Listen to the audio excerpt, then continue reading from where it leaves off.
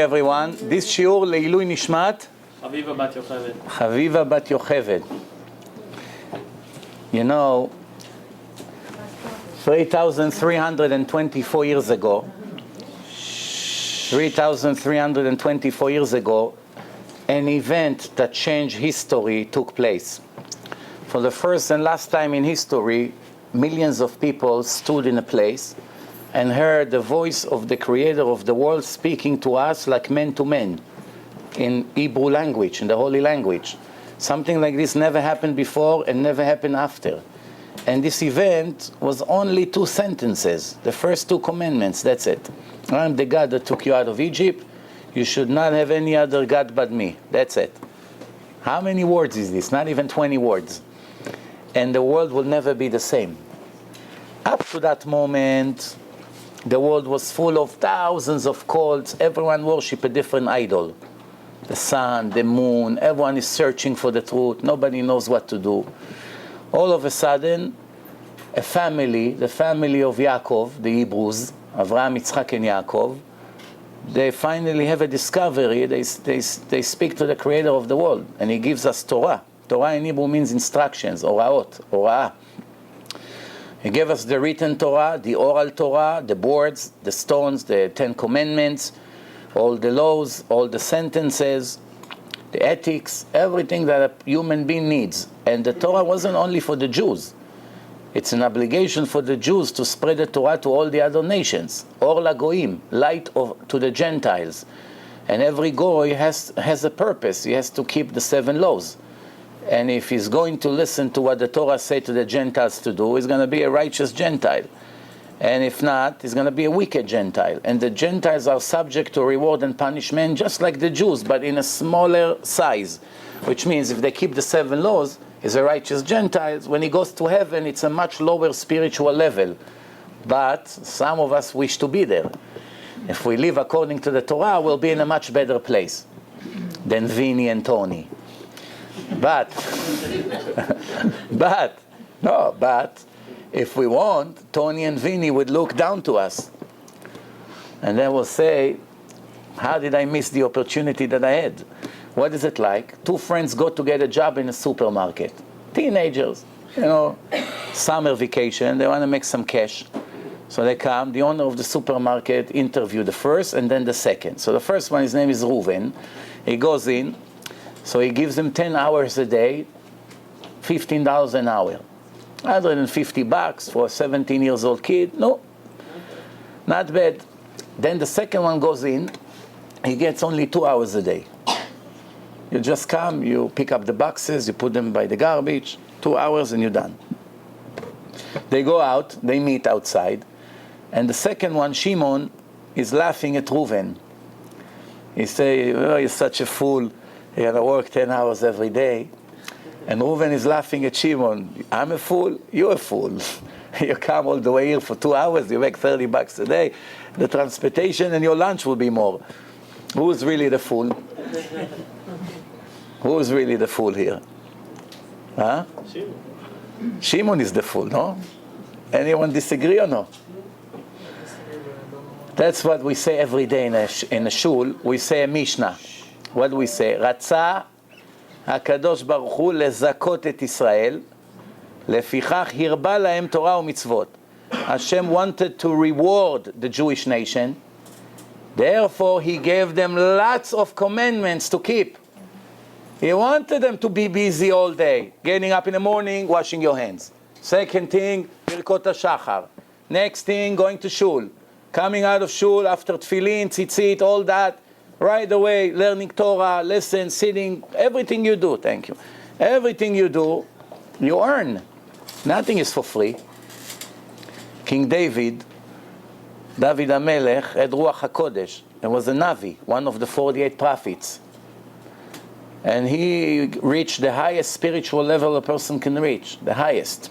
Read Tehillim, you see who David HaMelech was. And what did he write in Tehillim? 1 verse, Shamarti mitzvotecha, I keep your commandments, for al השכר אשר צפנת ליראיך, for the reward that you hid for your followers. And all of us, will either get that reward or lose it, depend what we choose to do. The Torah says, once the Jews open the Torah, the scroll has 304,805 letters. Each letter is 100% divine. It's not one letter that was entered by a human being. Unlike Christianity and Islam and 80,000 religions and cults that is full of human errors, that every normal person who really review it carefully knows right away God never gave those books. Our Torah is the only book that can be analyzed and proven scientifically. First of all, no other religion has prophecies. And if you see something that looks like prophecies, check again. They copy it from our prophets. The words of Isaiah and Jeremiah. Of course, if the Quran speaks about it, they copy it from the Tanakh. So what's the point? No prophecies, nobody has. Christianity doesn't have one prophecy. Why? The ones who fake that book know that God never gave it. What, they're going to gamble and start guessing what's the future's going to be? It's going to be 100 years from now, everyone would know it's a fake book. Let's keep it mysterious. We'll keep it like this. Nobody knows, and that's it. Why should we play God? Why should I guess the future? And then when I make one mistake, everyone knows I'm not a prophet. The next thing, my book will be in the garbage. But the Quran, not one prophecy. Muhammad fooled many people. And those who he couldn't fool, he came with a sword to their neck. You either become Muslim or I'll chop your head off. They had no choice. What can you do against gangs that goes from one tent to another in the desert of check a little bit history, how Islam started. Started with a sword and lived by the sword. Christianity also started with a sword, but at one point they realized the sword doesn't get them anywhere. You can't surrender the Jews with inquisitions and tortures. The Jews will never leave their holy book. So they saw that since they tried everything, all the pogroms, all the inquisitions, Holocaust, whatever you can think of, nothing broke the spirit, the Jewish spirit. So they decided to change their tactics. And now they come with thousands of missionaries who have billions of dollars. They make DVDs, they write books, they write Shema Israel or not. They come, they give mezuzot for free. They want you to come to let them in a house. They speak everything from the Torah, and in the end they push JC. And JC, the Messiah, everything like the Torah. And they fool a lot of ignorant Jews. Jews who never learn, they see, wow, they come, they kiss the mezuzah, they bring the Tanakh, they have beards, some of them in Israel. But what happened in the end? They put mezuzot with a cross inside. And they do everything they can to convert one Jew to a Christian. 1,000 missionaries will give their entire life, and in the end, if they'll take one Yitzchak or Yosef and turn him into John or Chris, they will make a party that will never end. That's how satisfied they are. What? This is the rule, remember. Every time you find a religious person, no matter what religion he comes from, even from Judaism, that he's a missionary, you know he's a faker. I repeat, if a person, doesn't matter whether he's a Jew or a Goy, if he comes to you and he wants you to join his group, but only his group, for instance, if a Jew comes to you and says, I want you to be this kind of Jew, and you say, no, I just want to be an Orthodox Jew and keep all the laws of the Torah and the Shulchan Aruch. You say, no, you have to come to us. Stay away from him. Stay away. He has an agenda. It's not for the truth. They just want to make their club a little bit bigger. That's what the Muslims do. That's what the Christians do. That's what the Hindus do. Everyone run after people to try to convert them into their religion. The real is the Jews never ran after anyone to become Jewish. The opposite. All the Gentiles who come to convert, they give them a runaround that takes 2-3 years sometimes. Come back next year, talk to us next summer. No, you're not ready yet. We're not running after anyone. This is the real VIP club. The club of the creator of the world. If a Jew was normal, don't get offended. If a Jew was normal, every Jew, he would run on the streets like crazy in 100 degrees like today, from morning to night, all his life. And they ask him, Moshe, why are you running like Meshuga all day? So what do you mean? I'm a Jew. A person won the lottery, $300 million, was broke, not a penny in his pocket. He owes the whole world. He's depressed. All of a sudden, boom, $300 million. What happened to a person like this? He began to run in the middle of Main Street. Whoa, Moshe, wait, the car will hit you. I don't care. He runs, takes his shirt off. he runs like crazy. Like the people who their team score a goal in the Europe games. See what or if they lose, they cry, they go crazy. 1 week they don't eat. And if they score a goal or a basket, they want the championship. Everyone's crying. When he married his son after 50 years, he wasn't so happy. Somebody kicked a piece of leather into the net, and everyone is happy. That's how foolish we are. So this event really changed the entire history, changed everything. And from that moment on, we are the nation of the book. Guess who called us Am HaSefer, the nation of the book? Who invented this expression as a nickname to the Jewish nation? Who? No, who knows? They don't teach that in college. Muhammad, the founder of Islam, called us the nation of the book. And he also said that God gave us the Holy Land. It's in the Quran. And he said that God blessed us. And he said a lot of interesting things about the Jews, that the Israeli politicians, since they don't know anything from their life, they don't know to come to the United Nations and say, wait a minute, you're arguing about the Holy Land with us? Let's see what your own prophet says. They read few chapters from the Quran. The Arabs would hide for 5,000 years from the embarrassment. Why? We didn't use the Torah to prove them wrong. We used their own book. Even though we know it's not divine, doesn't matter. They think it's divine. I come to you with what you appreciate. Sometimes people tell me, we hear you many times you make fun at scientists, at science. And then when you want to prove the Torah, you made the film Torah and Science, which I gave it to you here. You can take as many as you want. So what? You contradict yourself. On one hand, you make all kinds of acquisitions against the scientists. On the other hand, you use the scientists to prove the Torah is right. So what's the answer? I don't need science to prove the Torah is right. I know 1,000,000,000% the Torah is right. But when I come to ignorant Jews that never learn one sentence of Torah in their entire life, and their heroes are the scientists, what tools I have to prove to them that the Torah is divine? Their language. You admire Albert Einstein, so I'm going to show you that Albert Einstein say God is running the show. You admire this scientist? Let me use this scientist to show you that even he believed in God. You admire all kinds of laws of physics? I will show you that the Torah spoke about it 3,000 years before your scientist opened his mouth. Now you admire the Torah, because you see everything they ever discovered was all in the Torah. That's why I made Torah and science. Not that I need science to prove that the Torah is divine. For the ignorant Jews that lives today in Israel and in America and in Europe, that's the only way I can convince them with what they admire. Now, I still have to give an answer. First of all, I never make any fun at science. The opposite. Civilization needs science. The Torah speaks about science. The more we get advanced, the easier our life becomes. We use the media, we use technology, we can get the Torah to Jews who never heard the word of Torah through the internet, through cell phones. People walk with a cell phone, 1,000 lectures inside a little piece of box. They can learn Torah for 1 year straight for free without doing anything on the iPhone app, divineinformation.com. All day you listen to Torah, one lecture after the other.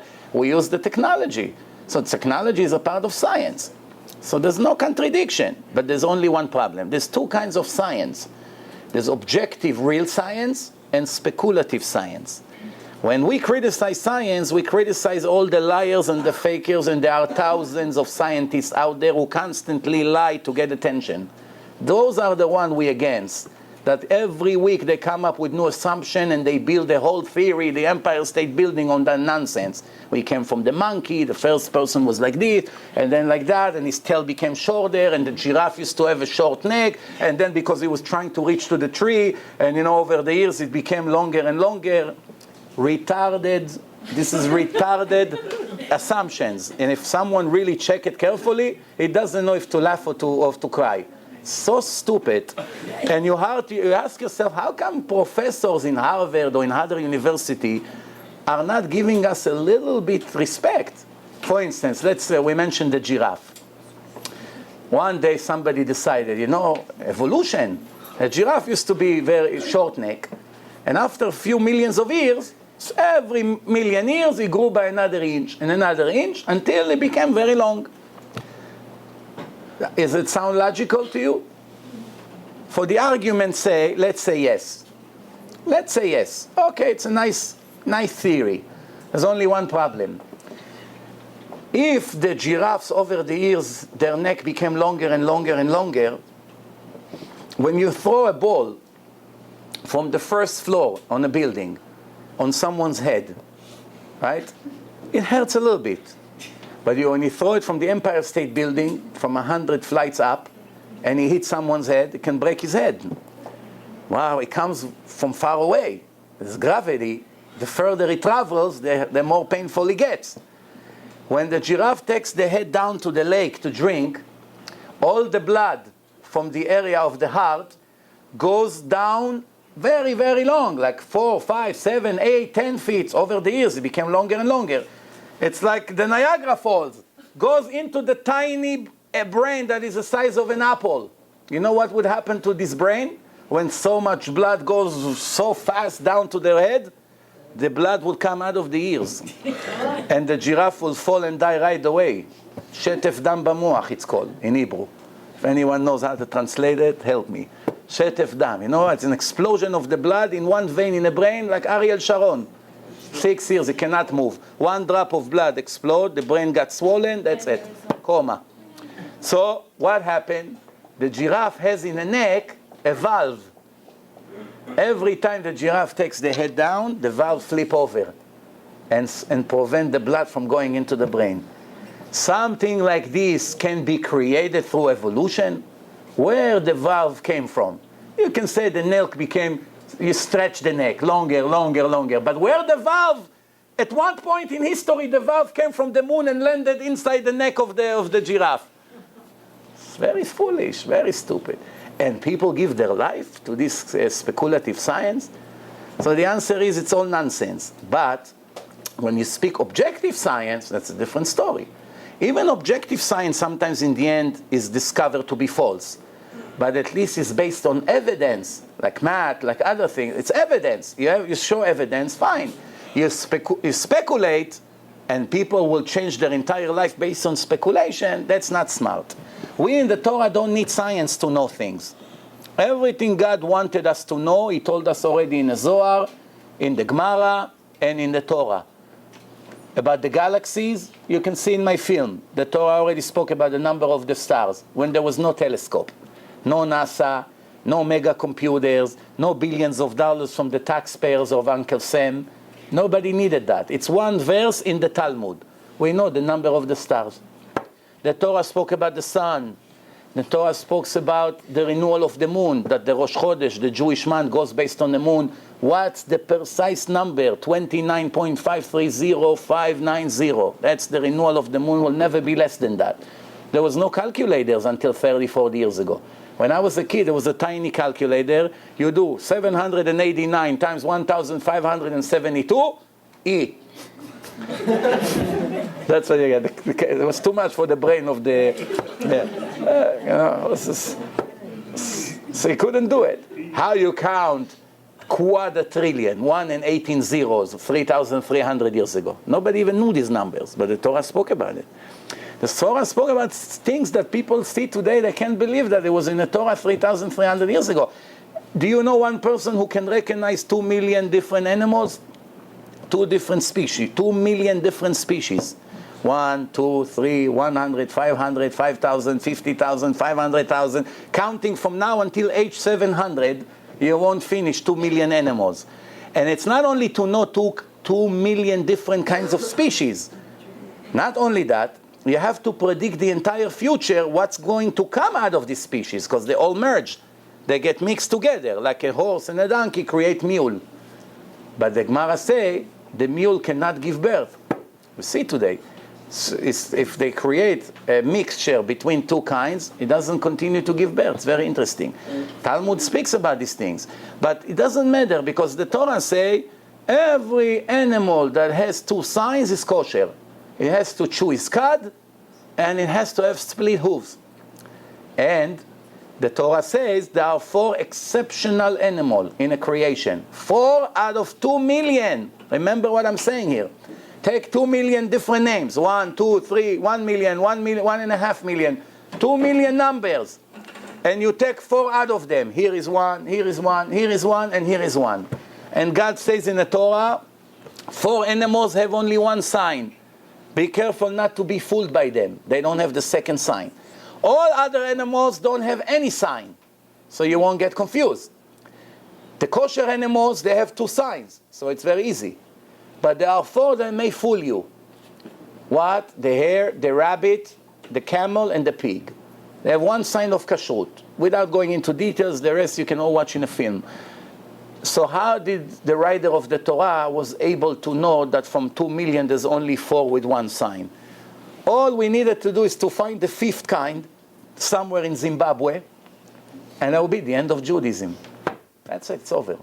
Why? If it's a divine book, nobody can make mistakes in a divine book. If you have one human error, cannot rely on a book. So if somebody came from Brazil, from Africa, and show another animal, we don't know this animal, we never saw it. And we see that this animal chew his cud, or have split hooves. One of the 2, that will be the end of the Torah. Why?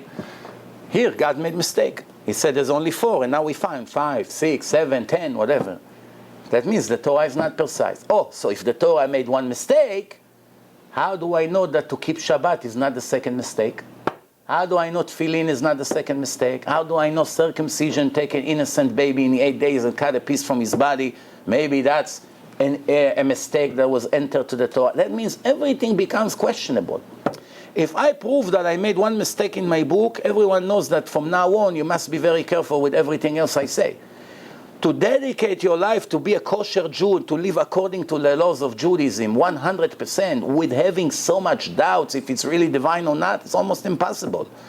Add what's happening in our generation, everyone is naked on the street, there's no modesty, there's all kinds of horrible things, there's a lot of atheists who fight constantly against the Torah, and people who try to get a job, so they go to college, they meet a lot of atheists, a lot of not modest people, a lot of corrupted people.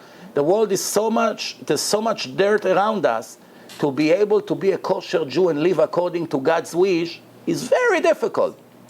The only way a person can do it, especially the young generation today, is only after you prove to them scientifically with no doubts whatsoever that the Torah is divine. Then a person is a businessman. Every one of us, in a way, are business people. Even the ones who never made $1. I'll tell you why. Every person who makes, $500 a week is planning, well, one day I'm going to have to send my kids to school, I'm going to need money, one day I'll be old, who's going to take care of me, I have to put some money on a pension plan. Everyone has a savings. Why people put so much money aside? Who told you you'll be 70 one day? Who told you you'll be 50? There's no guarantee. But people go, the chance that I'll get there eventually, it's high. Let me put money aside.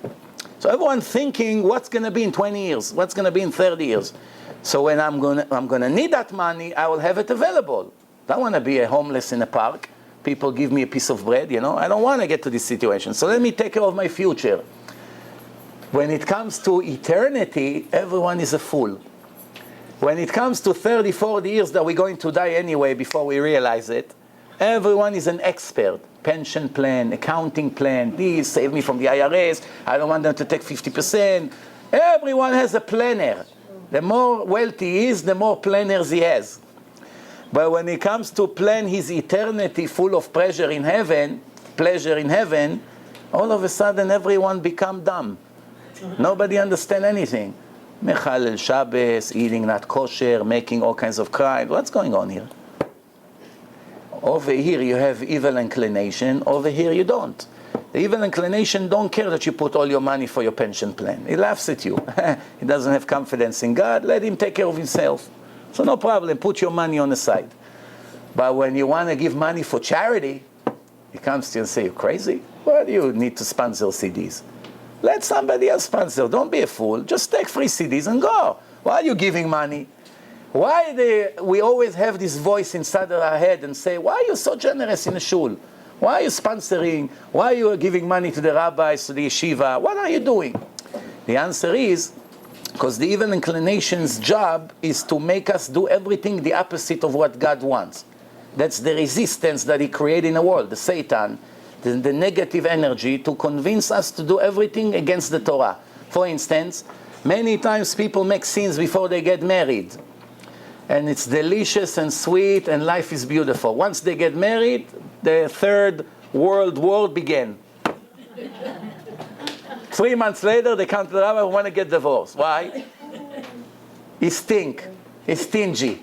I can't stand him. The rabbi say, I don't understand. You live together in the same apartment for 7 years. Now you just discovered that he stink? You just discovered that he's 7 years you didn't see? Of course not. The Satan was very happy. He made peace and harmony between them. Because they make a lot of sins every day. And the worst sins of the Torah. So the Satan is very happy. That's his job. He's an angel.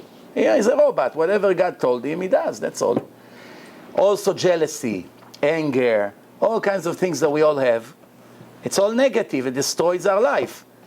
So the more we make sins, the worse the situation gets. So what comes the Torah and say, don't be stingy. Don't be jealous. Be generous. Give, help other Jews to come closer to God. Every Jew you can bring closer to God, and he's going to keep an extra mitzvah. Whatever he's going to do from now on, and his children and his grandchildren until the end of time, everything will be rewarded to your account in the life of eternity. And you made another one religious, whatever he does also come to you. And you made another one. And the friends of yours that you made him Shomer Shabbos, he made his sister Shomer Shabbos. You don't even know his sister. You never met her. She became Shomer Shabbos, you benefit from it. Even though you never spoke to her a word. Why? You made him and he made her. She is your baby.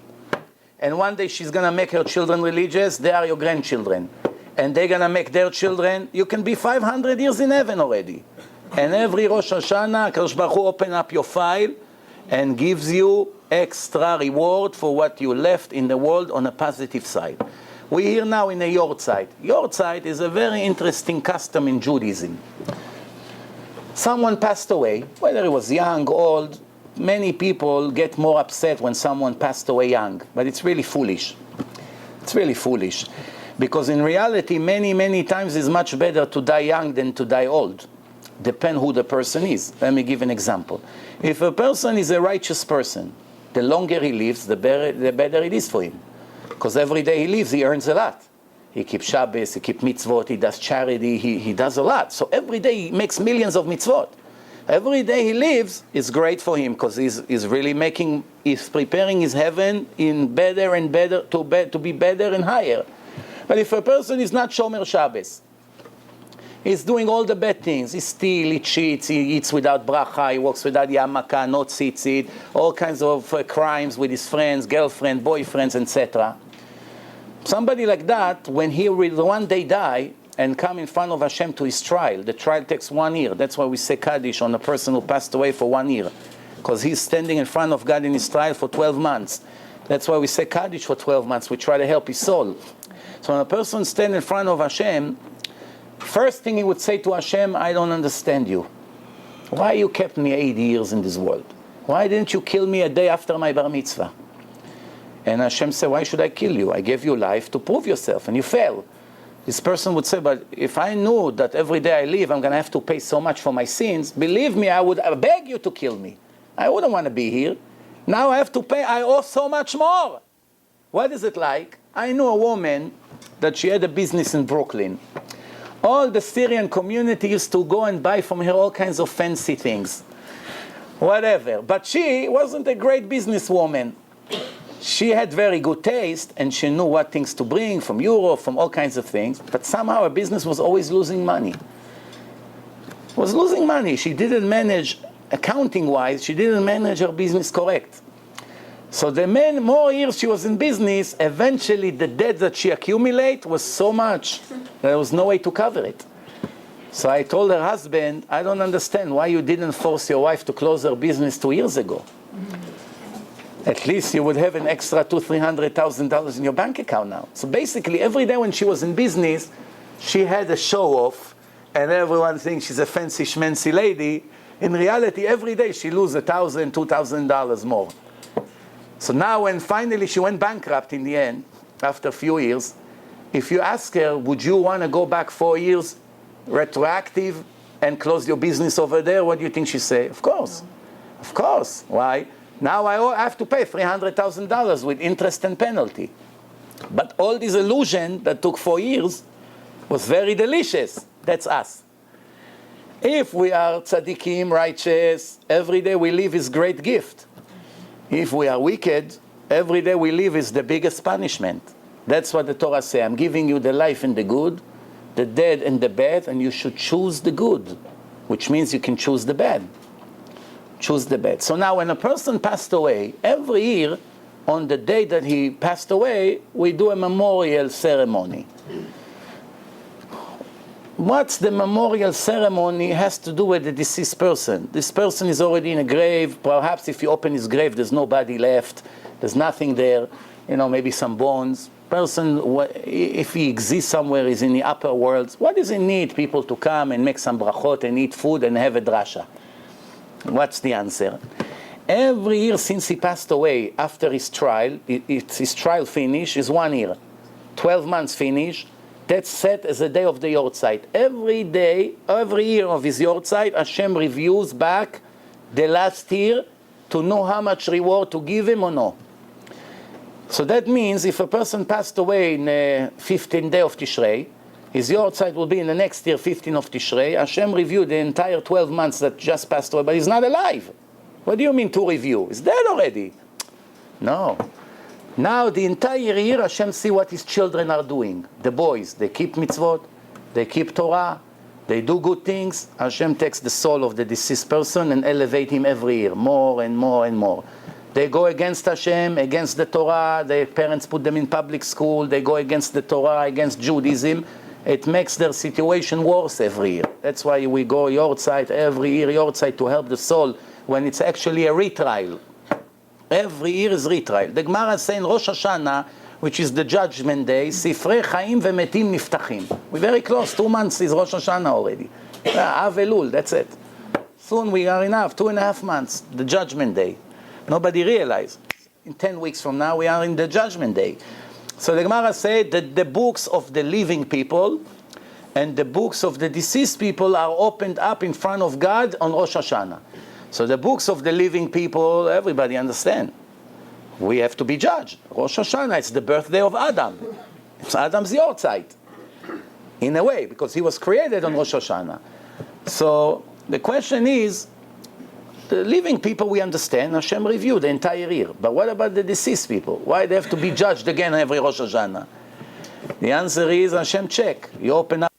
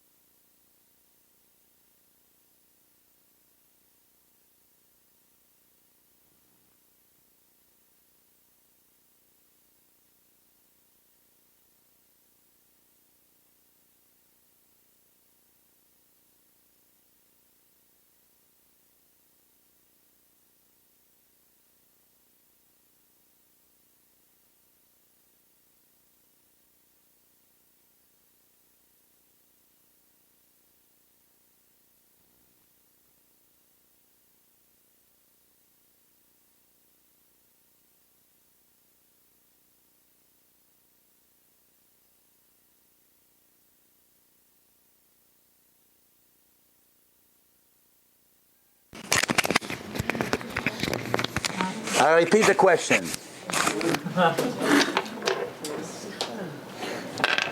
Between 0 to 100%, does anyone has 1% doubt if the Torah is divine? 1% doubt. Okay, so my comment to you, no one raised his hand, that there are two possibilities here. One, that you're all hallucinating, and the second one, that you're all liars. I prefer to believe that you're imagining, hallucinating, and no one is a liar here. Why do I know? Why do I know what I'm saying? It's very simple. If a person knows 100% that the Torah is divine, would he ever dare to dress not modest, a girl?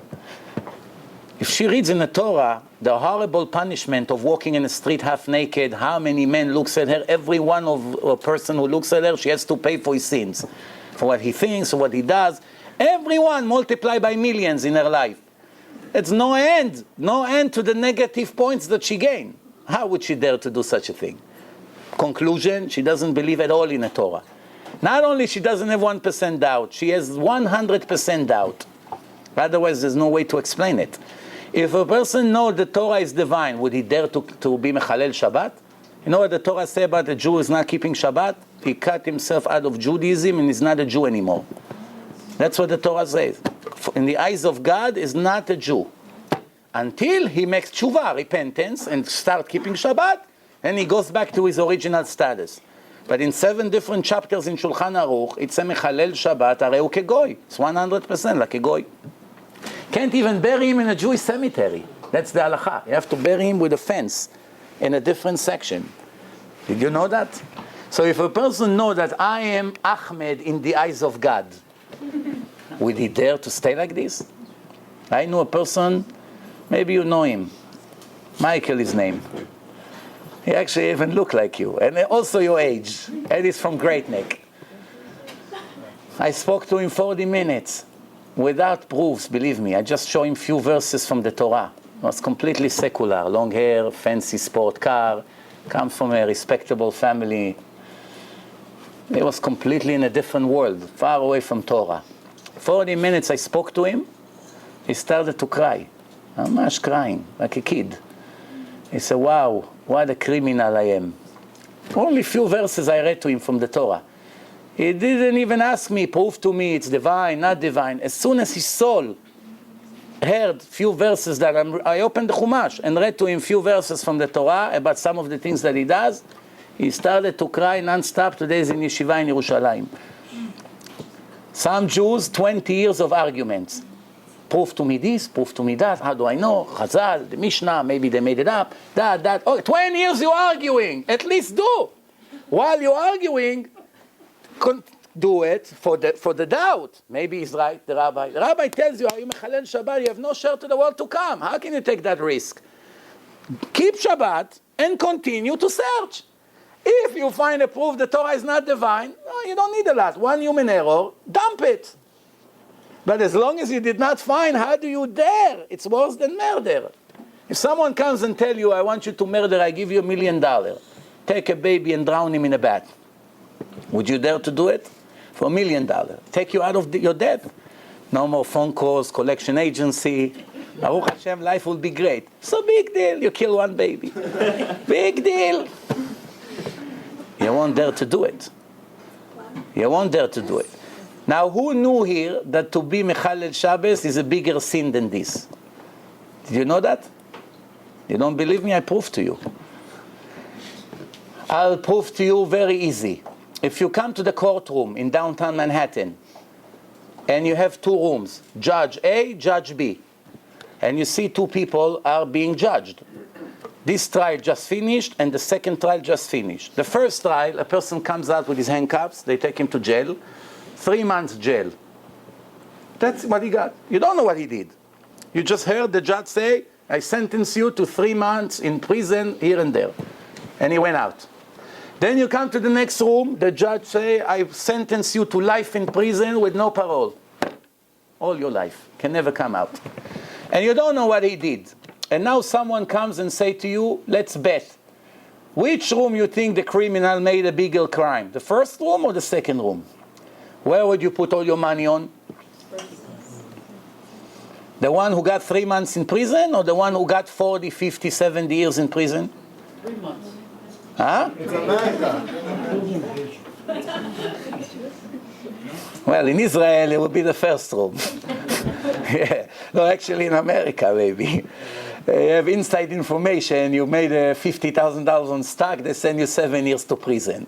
Someone went and shot someone, killed him, self-defense, whatever, okay, go on free. Whatever. But according to human logic, which room the criminal made a much bigger crime? What do you think? Second, right? No one would hesitate. Second one. If the punishment of Mechalel Shabbos in the Torah is bigger than the punishment of the murderer, what does it tell us? God gave a bigger punishment to Mechalel Shabbos in the Torah. Read, stoning, no share to the world to come. I cut that soul out of the life of eternity. It's not a Jew for me. That was not said about a murderer. Murderer, it's a despicable, horrible crime with a very big punishment. Don't get me wrong. But the punishment of Mechalel Shabbos, according to the Torah, is a bigger punishment. There is any argument here in the divine book. So now I know what you're going to say. So it doesn't make sense. What kind of God is this? Where is his logic? Right? That's what you think. How you compare me, I'm driving a car on Shabbat to the mall to drink iced coffee, and this guy shot and killed someone, and I'm worse than him? How can it be? The answer is, you don't look at that as a serious crime because you grew up in New York, in Israel, in secular places. You went to elementary school, public school. They taught you came from the monkey. They never spoke to you about God. You never respected the Torah. You didn't ever look at the Torah as divine book, and you didn't understand the concept of an eternal covenant. What we do in a Kiddush, we read apart from the Torah, and this is what we say. V'shamru bnei Israel et Shabbat. The nation of Israel kept the Shabbat. לעשות את השבת לדורותם ברית עולם, to do Shabbat for eternity, an eternal covenant between me and the nation of Israel. It's a sign for eternity that I created the world in 6 days, and in the 7th day I rested. So God made a wedding with the Jewish nation. What's the wedding? What's the agreement? What's the ketubah? What's the covenant? ושמרו בני ישראל את השבת, לעשות את השבת לדורותם ברית עולם. The nation of Israel observed Shabbat for generations, and it's going to be an eternal covenant between me and the nation of Israel, for the world to know that I made the world in 6 days, and every 7th day has to be Shabbat. And by the Jews observing Shabbat, we all become divine. What does it say?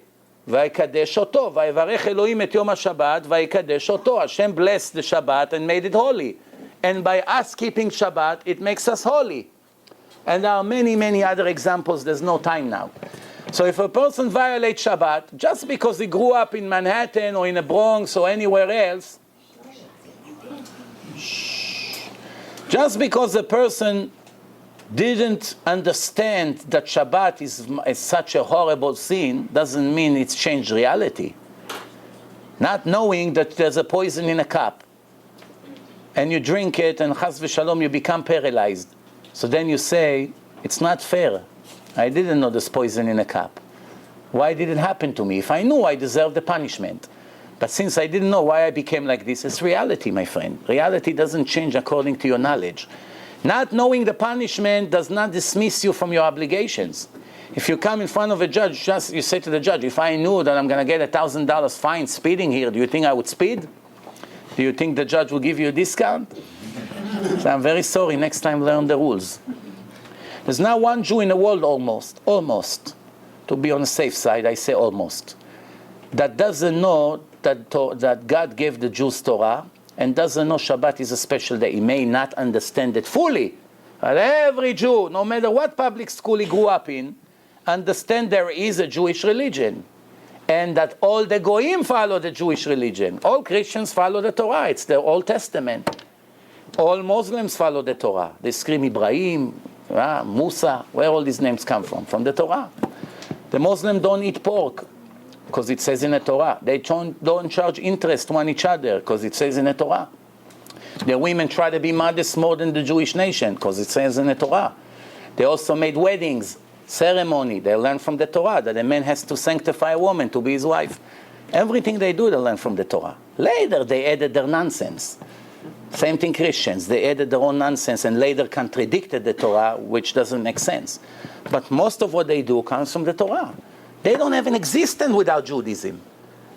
No religion really, serious religion, has any existence without our Torah. So why they will keep our Torah and we won't? We got the gift and we neglect it and they run to do it? Where is the logic here? One last thing that I want to talk about, since almost all of you are young, and probably almost everyone here is single, so in the next few years, you're all going to be married, hopefully. Even though I cannot really say it anymore, in this generation, many of the Jews stay single, unfortunately.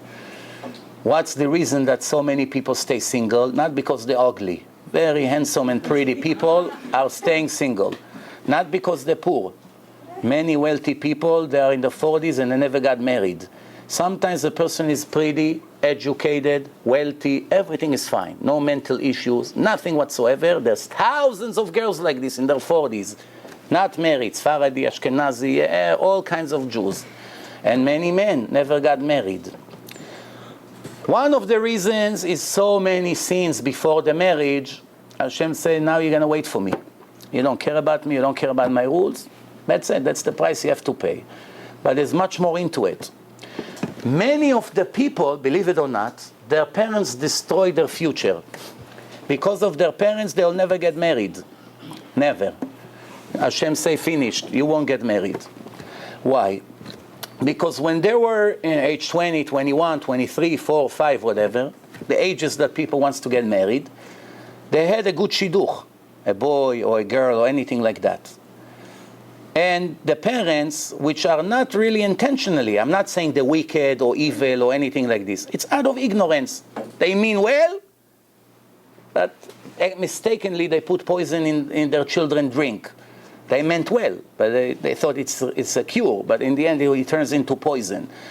Most of the parents today are racist, whether they're Sfaradi, whether they're Ashkenazi. They're very big racist. When it's a Sfaradi boy, the Ashkenazim don't want him. No, he's not one of us, don't bring him here, we don't want to meet him. When it's an Ashkenazi boy, the parents don't want to meet with him. The Syrians wants only Syrians, the Persian wants only Persian, the Mashhadi will never marry anyone, he's a goy, forget about it. Even Persian that grew up 5 miles away in Iran, speak the same language, no difference, same food, everything, but he wasn't from our city. You die single, but you won't marry him. That's what happened. Hasidim, he's not a Hasid. What do you mean it's not? Both of you came from Lita, from Russia. No, but he doesn't wear a fair hat. He doesn't eat gefilte fish, we don't want him. He doesn't speak Yiddish, we don't want him. Here comes the problem. The problem is that if marriages was up to us, then it's no problem. It's up to us who we want to marry. No one tells us what to do. The problem is that marriage is a part of Hashem's plans for us. We don't choose our soulmate. It was detected for us. Before we were created, Hashem said, I want Reuven to marry Sarah. I want Michael to marry Rachel. Whatever the case is. And comes the parents and say, no, he's not Bukharian, you cannot marry him. He's not Kafkazi, you cannot marry him. He's not Russian, you cannot marry him. Whatever the case is. And she listens to her parents, and she doesn't have a choice because the parents threaten her, we cut your credit card, we won't pay your college, with this, you're not going to live with that, we won't come to the wedding. They put a lot of pressure. Here comes the guts that a person should say, I don't care about you, I care about Hashem. Whatever Hashem wants me. The guy learns Torah, he's good, he's Shomer Shabbat, he's honest, he's decent, he's nice, I like the way he looks, he has good manners. I don't care about anything else. I don't care how his father is, I don't care how his mother is, I don't care about his accent, I don't care about nothing. I only care about what Hashem said that I should care. Kosher person? Yes. Not a mamzer? Not an illegitimate boy? Fine. Shomer Shabbat? Very good. Learns Torah, smart, educated, has good manners, gives respect, honest, gives charity, everything great. What's the question here, Bichlal? It's the biggest crime to cancel something like this because some foolish mother or father decided that he's not speaking the language that we had in Europe or in the Arab countries. It's the biggest crime. The biggest. There's nothing more than this. And that's why many of the thousands of people lost their chances because of that. So when it comes to you, Don't surrender. Just bring your parents to the rabbis, and the rabbis have to give them musar to educate them. I say, many times they don't mean bad. It happens to me many times that kids wanted to get married and the parents didn't want. And when the parents came to meet with me, I gave them such a speech, they couldn't look at my eyes anymore. So, okay, no problem. There was one case in Queens, the rabbi of the shul called the father and he said to him, if you don't approve the marriage, I'm kicking you out of my shul. You're not going to be able to enter the community anymore. He didn't leave him a choice. They got married, the best marriage. You should see what holy kids they have. One place I went, not in New York, the mother said, I don't approve the wedding. Why? I have bad feeling. She became Eliyahu Navi.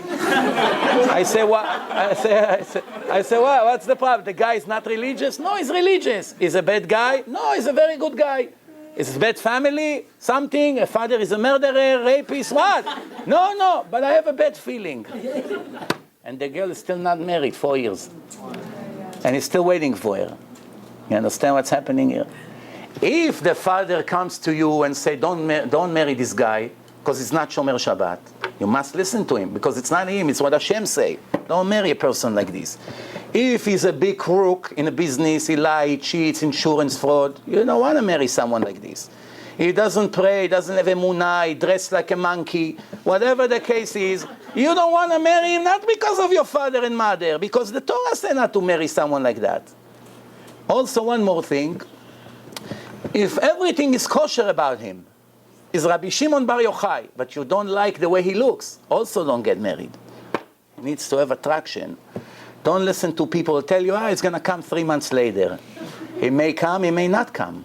And if he doesn't come, he's stuck for life. And then the problems begin. Why the soup is so bad? Why you don't put paprika? Why you don't put salt? He doesn't care about the soup. He cares about the soup. He cannot stand her from day one. So now the toys bothers him, everything bothers him. When there is love, nobody cares about these little details. You understand? She puts salt in your tea, you drink and say l'chaim. But if there's no love, every beep she makes, you can't stand her. Or you cannot stand him. If a person is aesthetic, clean, smell good, doesn't smell bad, takes a shower every day, dress normal, doesn't drink too much alcohol, no drugs, no cigarettes, no cigarette smoke, why not to marry him? Kosher person, fine. But if one of the things that disgust you, don't get married. Especially today when people are very spoiled. It's not our grandparents. Our grandparents used to get married after knowing each other 1 week. You want to hear a funny story? You'll love it. It was Rav Reuven Elbaz, he came to make a wedding, and the Khatan didn't show up. The girl is standing in a chuppah 30 years ago, reading Tehillim, the guy is not showing up. Now, in those days in Israel, you had rotary phones, no cell phones, rotary phones. So the rabbi said, it's almost 9 o'clock, where is the Khatan? So they call his house, no answer. His parents didn't show up, he didn't come, what's going on? Who started to think, he had an accident, something, who knows, Hashem Yirachem. So one guy said, I know his grandmother's telephone number, sometimes he stays there. So they call up the grandma, and he picks up the phone. There was no caller ID. He didn't know it's coming from the rabbi. So Rabbi Elbaz said to him, what? 9 o'clock and you're not here ready? He said, I'm not showing up, Rabbi. I changed my mind, I don't get married. Are you normal? How are you going to do such a thing? You spill her blood in front of 300 guests here? What is this? He said, I've been thinking about it for a month. I just don't have the guts to show up. The rabbi said, listen good, if you don't show up, you'll be miserable. I'll never leave you alone. You cannot do such a thing. You're going to get married and get divorced later, fine, but you're going to show up. He said, no, Rabbi, I'm on my way to the airport. I leave Israel. I go to United States. I never come here from the embarrassment. I'm on my way to the airport. And he hung up the phone. Rabbi called a few more times, no answer, end of story. Now what do? You have to go up and tell the girl what's happened. So he's thinking, what a Jew does in a case like this. He has to go to a very holy big rabbi, tell him what to do. So he knew the Stipler, the father of Rav Chaim Kanievsky, lives 1 block away. In Bnei Brak, everyone lives close. He ran quickly to his house. He was an old man, very big holy man. He said to the Stipler, this is what happened. The Stipler said, tell me, from all the guys from the guys' yeshiva, there's anyone who looks a little bit like him? So he say, and yes, maybe yes, I don't know. He said, find someone who looks like him, the one who looks the closest next to him, and say to him that if he would agree to marry her tonight, listen good, I guarantee that he will have the best marriage that a person can have, with blessing and children and peace and everything a person needs. I guarantee. My word. I give all my holiness for this. The rabbi went back. He said, you, what's your name? Say, Itzik. Itzik, Mazal Tov. You'll get married today. Ah, nice girl, what's the problem? This guy Itzik never believed he'll get married. So, Rabbi, I will be happy. She wants me. Say, this is the situation. You want him? Yeah, nice guy. Learn Torah, what can go wrong? Okay, let's go, Mazal Tov. But the guy said, wait, but my parents, I want my parents to be my wedding. So call your parents. Call up his father, Abba, come quick with a special taxi. I'm getting married. By the time they started, the wedding was very late. But they got married, and Rav Elbaz said, for more than 10 years, I followed this couple. The best marriage. The best kids. Everything the best by them. Why? That Chazon Ish saw his wife 5 minutes before the chuppah. He said to the Shadchan, find me, I don't care, look, nothing. A woman that will let me learn Torah. Everything else I take. Today people are very materialistic, aesthetic, they look at beauty all the time. It's all external. They don't look at the spirituality so much. Instead of looking at the holiness of a person as the highest level, it's one of the last things in the list. First, money, look, this, name, reputation, things that are not so important. But really, a person that comes with a girl, what's the most important things that he has to look in her? First thing, modesty.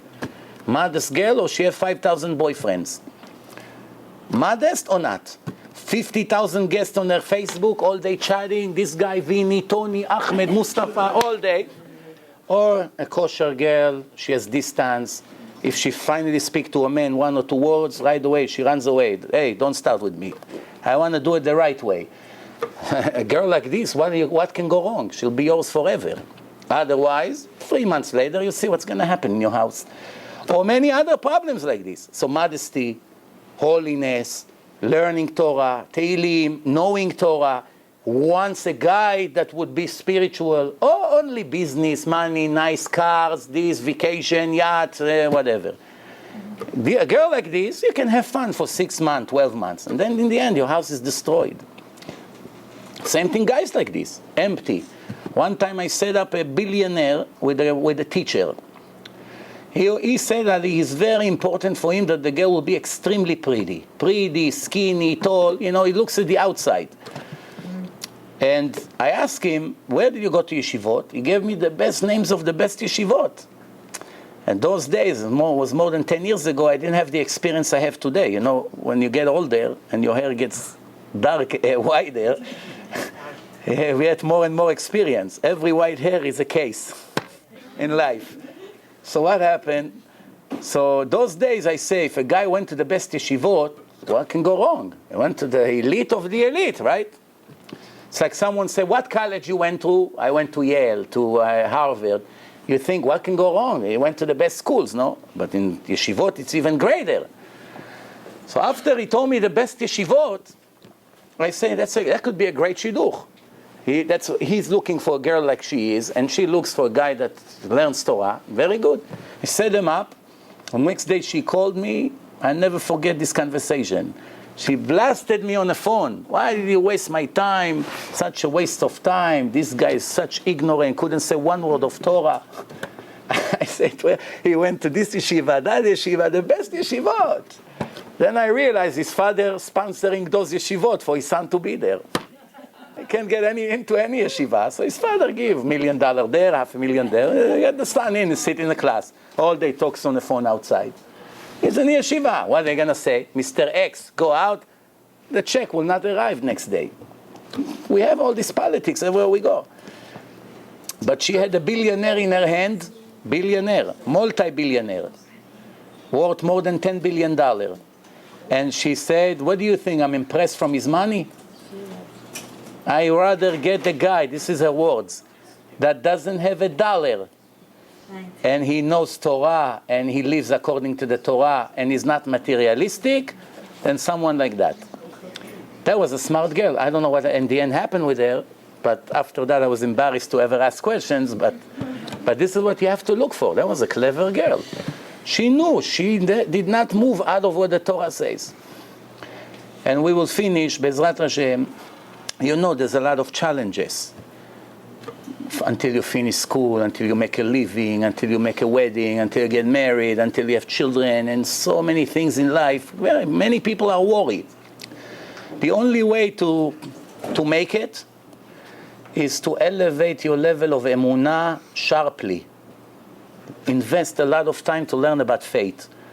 Faith, more and more and more. It's like going to the gym, working on your muscles. It doesn't go overnight, and not in a month, and not in 6 months. It may take years. But it's constant work. Every day you make an extra step higher in emunah. It gets to a point that everything becomes a piece of cake. You're not worried about money.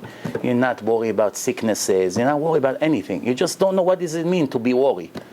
And then you become a free person. You know how great is life without worry? Most people, they constantly worry. All day, stress, panic attack, anxiety attack, Prozac, half of the United States. What's going to be? People like this.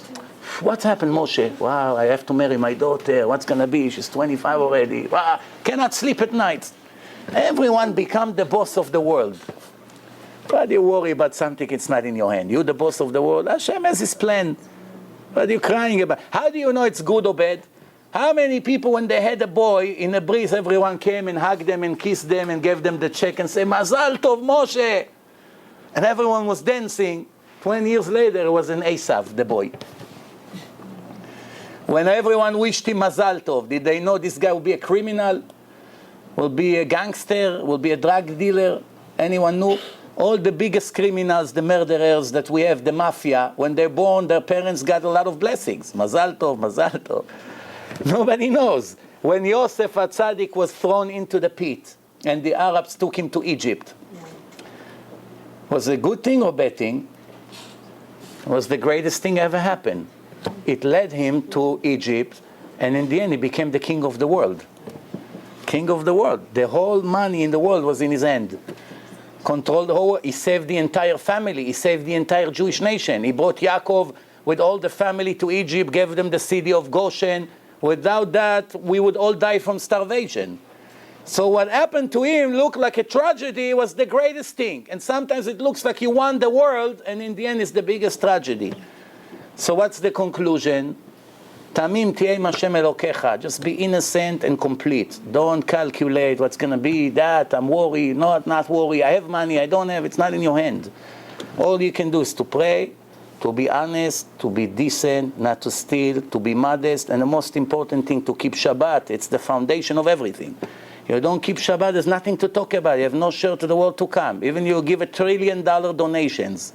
You don't keep Shabbat, you die as a goy. You die as a goy, that's it. End of story. So that's the foundation. After that, there's much more to improve. Without that, there's nothing to talk about. What's the most important mitzvah for a girl? Who knows? The biggest. That's basically almost everything in her life. 2 mitzvot. If a woman keeps those 2 mitzvot, 90% of what Hashem wants her to achieve, she has in her pocket. 2 mitzvot. Nerot Shabbat. A woman never light one time in her life Nerot Shabbat, it's still not going to be a problem. But if she does one of the 2, 1 minute, she's in a serious problem. No? How are we going to do it if we don't know Aleph Bet? We went to college and we don't know ABC. No? Who knows? Tzniut. And what's the second one? Shabbat. Sharat Mishpacha, it's a part of Tzniut. It's a part of Tzniut. On, off, Nida. Yeah.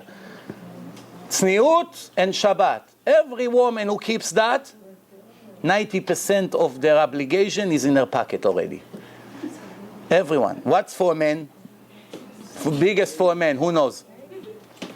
The biggest. For a man, 3 things, who knows? Shmirat Abrit, modesty, Shmirat Abrit and all that.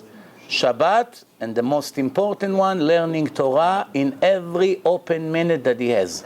Instead of watching stupid sport and all kinds of movies, Spider-Man 1, Spider-Man 30, Superman 50, whatever, all these things that everywhere I go. Why I didn't come to the shiur, Itzik?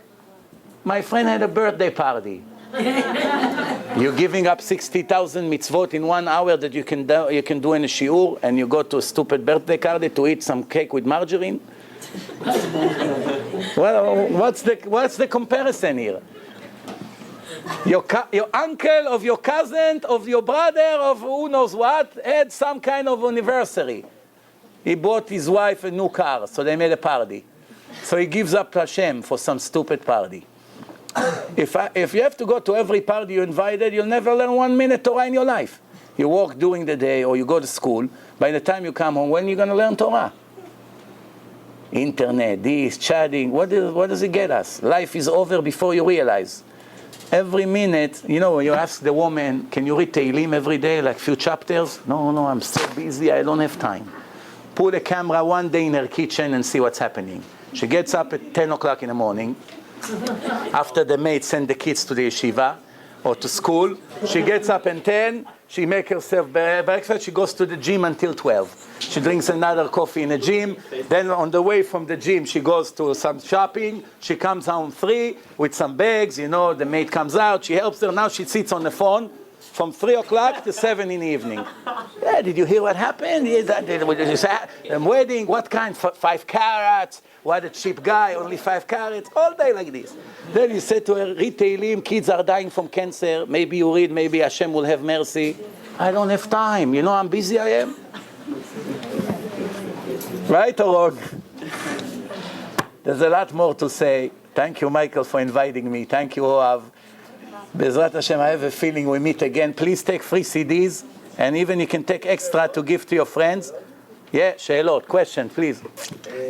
I know this is not so, this doesn't make sense, this situation, but let's say there's such a situation like this.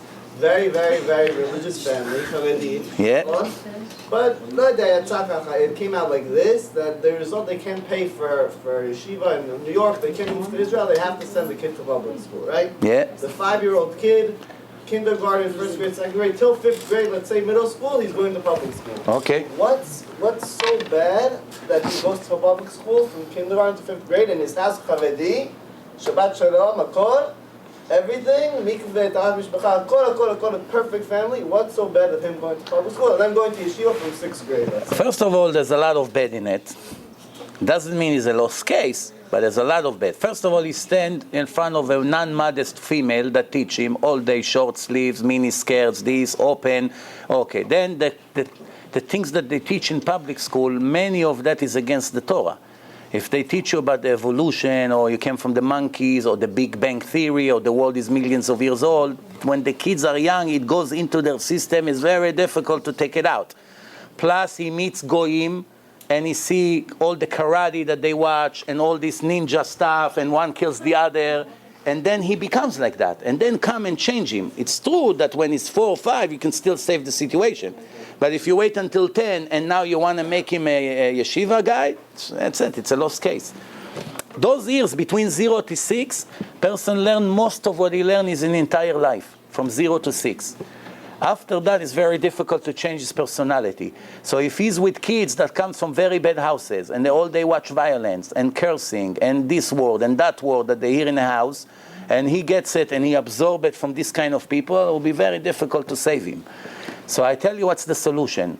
If a person really loves his kids, and he really loves Hashem, and he understands that that's the obligation that he has as a father, he would go and collect charity from good people who give charity to send his kids to public school, to yeshiva. To yeshiva. Why? Public school is for free. All the bad things is for free. The good things cost money. So I got to tell you something. He would collect. What? Chas v'shalom, if the boy needs a kidney, when he needs $150,000 to get him a kidney, if not, he will die. What would he do? He would go and collect. He goes to the shul, he comes to the rabbi, he makes meetings with all kinds of organization. There are good Jews, billionaires, who would give money. You come to him and say, listen, I got to send my kids to yeshiva. I need $20,000 for them this year, and I don't have. He'll write you a check, $5,000. And say, can you give me some more names? So you make few visits, and you collect the money. Just like when he's sick, you would do it. It's much more important to save his soul. And you know what? I'll tell you something. From my experience, most of these parents, not all, but most of these parents who say they don't have money for yeshiva, they have 5 televisions at home. They go at least to 1 vacation a year. They have 1 or 2 cars in the driveway, and they buy all kinds of things that they can live without it. You understand? So that's why, because the other things is important for them, and the yeshiva is not so important for them. If they really understand that it's saving the future of these children, they'll do everything they can to get the money. Sometimes Hashem want to see how serious you are, how much you're willing to sacrifice to send your kids to get Torah education. So you say, oh, I don't have the money, let me send them to all kinds of schools. Doesn't work that way. Yeah, I'm not surprised there's metal detector in public school. I didn't hear that in yeshiva there's metal detectors, nowhere in the world. More questions? We got away easy, only 1 question, Baruch Hashem. Thank you very much, Shabbat Shalom.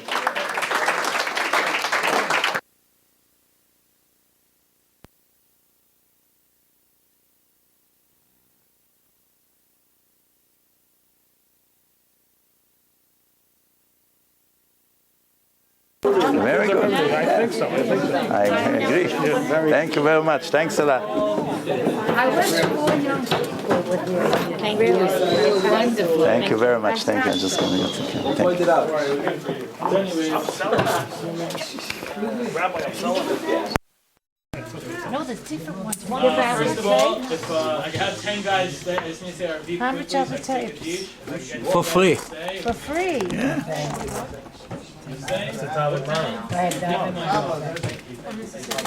Fantastic, really. Hashem making this all happen. If it wasn't for him, I promise none of this would be possible. See, I want to thank my mother's neshama. If it wasn't for her, we all wouldn't have such an opportunity to have these mitzvot and keep working on mitzvot. I'd like to thank Rabbi Mizrachi. Thank you for coming all the way from London. Honestly, way better hearing you live than it is over an application on an iPhone. Please grab your CDs. Thank you very much. Thanks. Thank you very much.